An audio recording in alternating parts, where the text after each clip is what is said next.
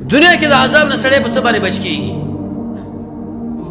قرآن جمع سنت رسول الله صلی الله علیه وسلم چې کله انسان وګوري مطالعه کی یو نه کار ځان سره یاد ساتي. یا لس اول وجود النبی، نبی کریم صلی الله علیه وسلم چې په وجه کې موجودي، الله په خلکو باندې عذاب نه راولي. دلیل په هغه آیات دی وانت فیهم، اے پیغمبر ته په دوی کې. دویم المحبت مع النبي صلى الله عليه وسلم، رسول الله سره مینا. طریقه استدلال څنګه را؟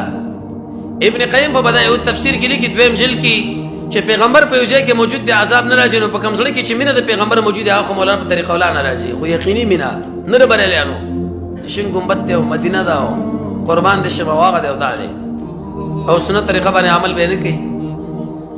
محبت به پس راځي په جمال، په حسن، په علم، په سخاء، په صله رحمي، په اخلاق او الحمدلله دا ټول محمد رسول الله صلی الله علیه وسلم کې موجود و.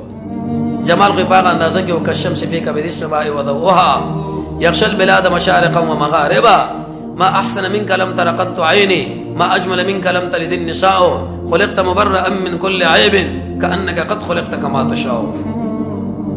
اصحابي فرمایي قسم په الله بن لسم سپګویل مم کاتو او رسول الله صلی الله علیه وسلم تندیو مخله مم کاته داته کیستو دومره حسین.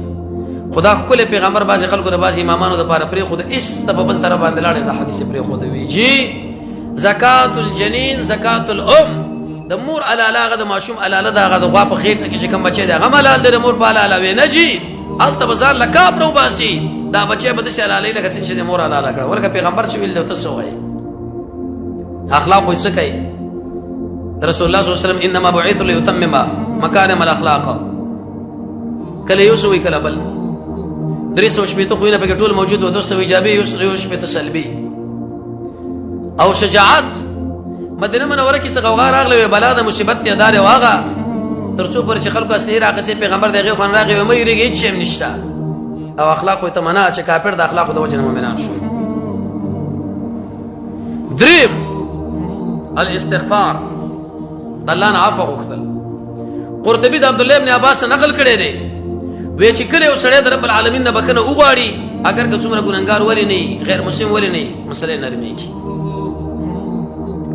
څلورم ایمان التصديق بجميع ما جاء به النبي صلى الله عليه وسلم مع التبرع ما سوى الله، تصدیق په هغه دین چې کوم پیغمبر راوړی دی سره د براءت د هغه څه نه چې د رب العالمین او د قران نه را پدې خو د سنت نه را پدې خو څه مشین دي ټول نه براءت دی ویل شي ایمان.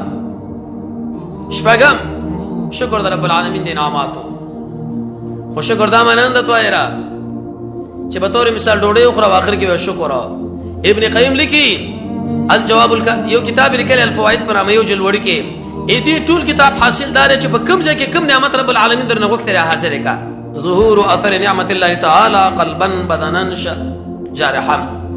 محبت د مشکور سره ساته، ثنا د مشکور کوا، اقرار کوا چې هغه را کړی دی، عبادت د مشکور کوا، خدمت د مشکور کوا، په هغه څه کې د نعمت مصرف کوي غواړي هغه څه نه ځان ساته چې هغه پکې ور باندې. وم التضرع، تضرع به په ترمذی جلد ثانی کې پیغمبر وګوري او قاضی عیاض په شفا کې. اتم امر بالمعروف نهی عن المنکر او لسم دعاء ذلك علت واوري ولدي بدي عذاب را وسربا ذلك ذا بانهم يقينا ذي مخالفت الله ورسول کړي دي قران او سنت ورسول ویل محمد ونی ویل ذکر رسالت احادیث مراد دي. ومن او چا چې مخالفت الله وکي بل ځکه چې ویل دي ومن يشاقق غالبا کوم ځکه دي انفال کې دي یو ځکه مولانا صاحب عوام مراد دي او بل ځکه مولان د مولان د پر الله زور ورکي ادغام. فإن الله يقينا الله تعالی شدید العقاب سخذاب والا دي.